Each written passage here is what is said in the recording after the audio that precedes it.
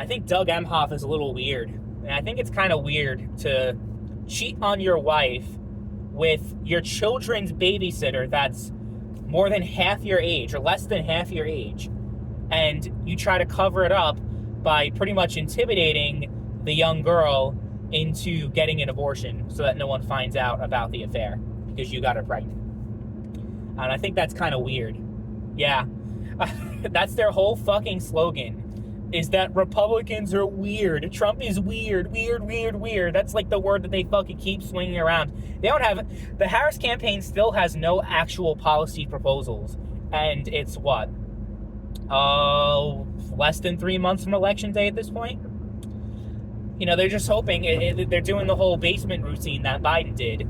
Harris is staying hidden, not really giving too many speeches, just staying off the radar, you know, not wanting any bad stuff to come out, and just hoping that people vote for her because she is not Donald Trump. And, you know, based on the polls, there is a method to that madness, because there are a lot of people that hate Trump because they think he's a horrible person, they think he's this, they think he's that, you know. But they don't actually believe in Harris, so they didn't believe in Biden or whatever Democrat that they want to run. They just hate Donald Trump so much.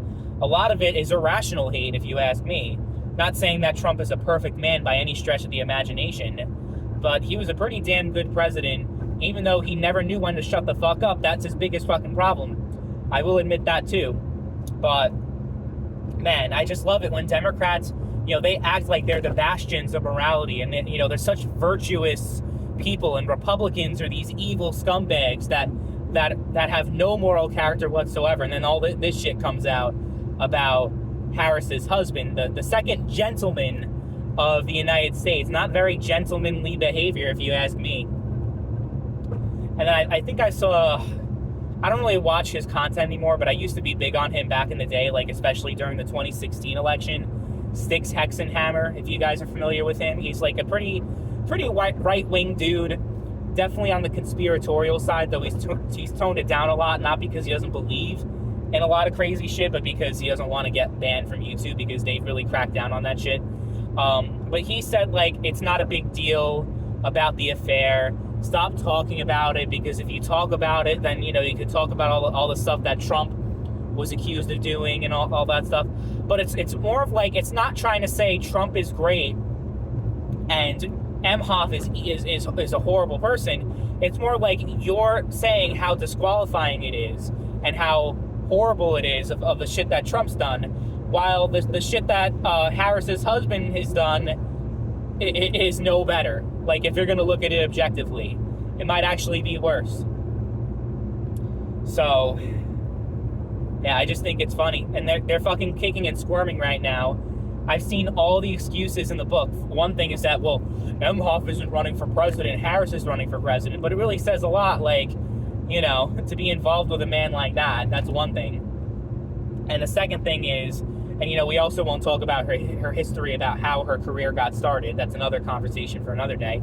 But the second thing is, yeah, like, we're not saying that Trump is great, but, like, based off of your own moral code that you've espoused ever since Trump ran for office, and, you know, after all the scandals that Trump has been involved in, or really mainly the Stormy Daniels thing about extramarital affairs, well, if that's something you guys hate so much, then you shouldn't vote for Harris, because, you know, the type of person that she decides to be married to.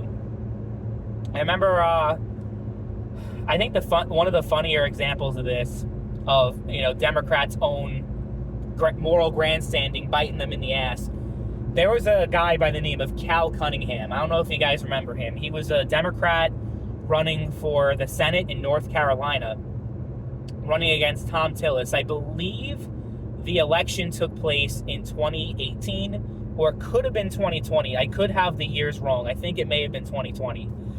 Basically, Cal Cunningham was running as kind of like, you know, a cool family guy, you know, like he was running on family values and that sort of thing, right? He ran a whole ad about that.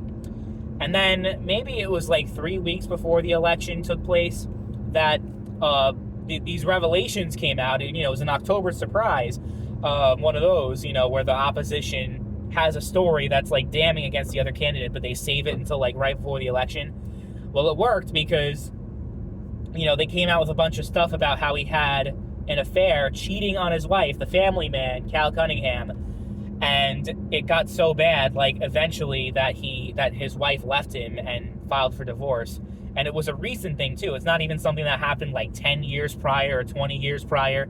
It happened like maybe 10 months prior to the election. So, yeah.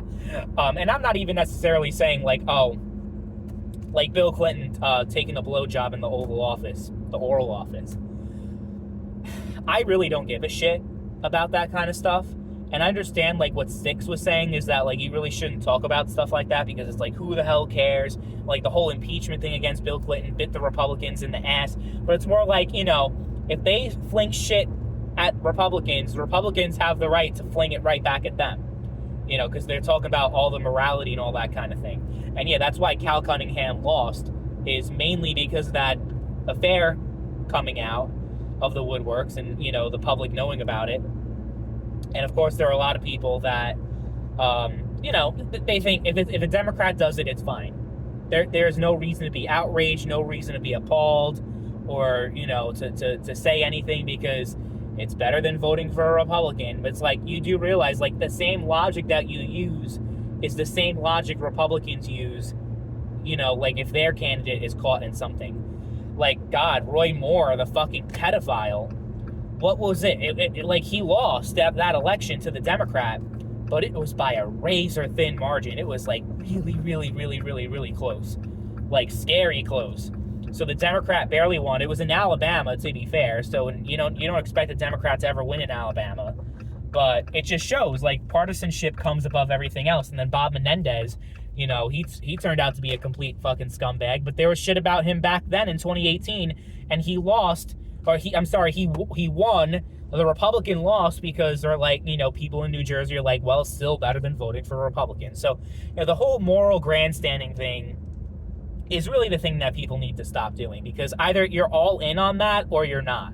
Like, you're either going to say you can't vote for someone that cheats on their wife. You can't vote for someone that does this, that, and that. But then when push comes to shove, if you're a partisan, which most people are, and you really, really, really don't want the opposite party to win, yeah, you're going to vote for your party. You're like 9 out of 10 times you're going to do it. And that's just how the electorate is. It's sad, but that's how it is. I don't care. Like, I don't really think it affects their ability to do the job. Like, I don't think Bill Clinton, the whole impeachment thing was bullshit. I think the whole thing against Trump with the Stormy Daniels thing is fucking bullshit. I think, even this thing is bullshit, but to the extent that you're trying to use it against Republicans, yeah, I think Republicans, if I'm going to look at it objectively, have every right to talk about this and to, to poke fun and to ridicule Harris and her family.